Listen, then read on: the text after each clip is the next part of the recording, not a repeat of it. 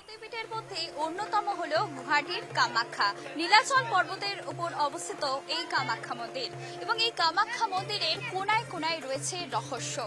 প্রতি বছর আষাঢ় মাসে যখন সূর্য আদ্রা নক্ষত্রতে প্রবেশ করে সেই সময় প্রকৃতির রজস্বলা হয়, আর সেই সময় কামাখ্যা মন্দিরের দরজা 3 দিনের জন্য বন্ধ থাকে।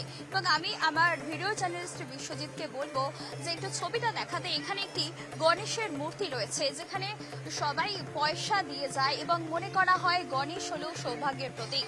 এখানে পয়সা দিলে ধন সম্পদ উজাড় করে দেন সিদ্ধিদাতা গণেশ।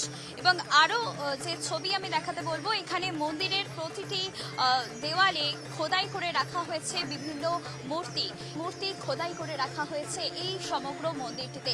এছাড়াও মন্দিরের পুরো দেখালে বোঝা যাবে যে বিভিন্ন জায়গায় রয়েছে পায়রা, কারণ এই পায়রাগুলো কিন্তু মন্দিরে এমনি আসেনি। এই পায়রা যেটা সকলে নিজেদের মনস্কামনা মায়ের কাছে জানান এবং মা সেটা পূরণ করলে তারা মানত করে পায়রা উড়িয়ে দিয়ে যান এই কামাখ্যা মন্দিরে। এখানে বলি প্রথা রয়েছে এবং তাছাড়াও যারা বলি দেন না, দিতে পারেন না, তারা মন্দিরে পায়রা উড়িয়ে দিয়ে যান।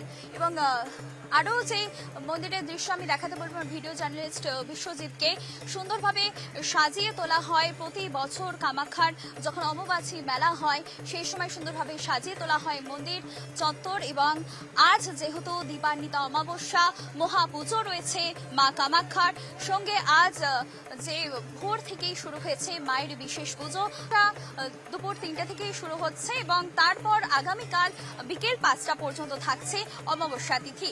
সে কারণে মন্দিরে যে পুজো, সেই পুজো কিন্তু অমাবস্যায় গভীর রাতে পুজো হবে। আজ গভীর রাত পর্যন্ত পুজো চলবে এবং মাকে যে ভোগ নিবেদন করা হবে, কামাখ্যা মাকে মূলত আমিষ ভোগ দেওয়া হয় এবং আমিষ ভোগে থাকে মাছ এবং যে বলি নিবেদন করা হয় মাকে, সেই বলিও কিন্তু মহাপ্রসাদের অংশ থাকে। এবং আরো যে ছবি উঠে আসছে এই মুহূর্তে, আমি সেই ছবি আমার ক্যামেরা পার্সন বিশ্বজিৎকে বলবো।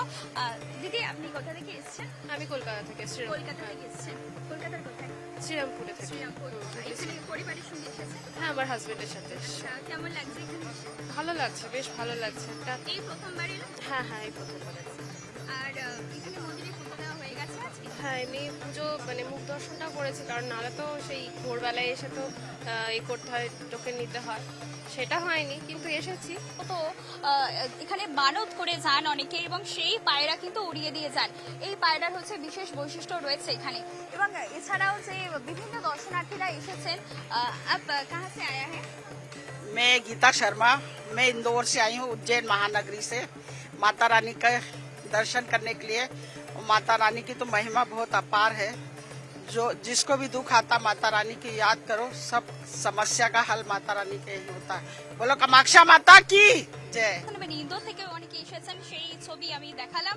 এবং এবার মন্দিরের যে গর্ভগৃহ, এটি হচ্ছে মূল গর্ভগৃহ এবং মন্দিরের আরো বেশ কয়েকটি রয়েছে মন্দির এবং এটি হচ্ছে মূল গর্ভগৃহ। এই গর্ভগৃহে প্রবেশ করতে হলে লাইনে দাঁড়িয়ে প্রবেশ করতে হয় এবং মূল যে গুহা, সেই গুহার ভেতরে রয়েছে গুপ্ত অবস্থায় রয়েছেন দেবী কামাখ্যা।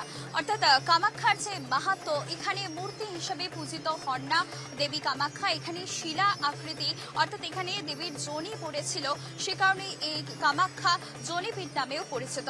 কামাখ্যার আজ সারাদিন ধরে চলবে বিশেষ পুজো এবং মহাযজ্ঞ চলছে। বিভিন্ন জায়গায় দূর দূরান্ত থেকে এসেছেন দর্শনার্থীরা, ভক্ত ও সাধকরা।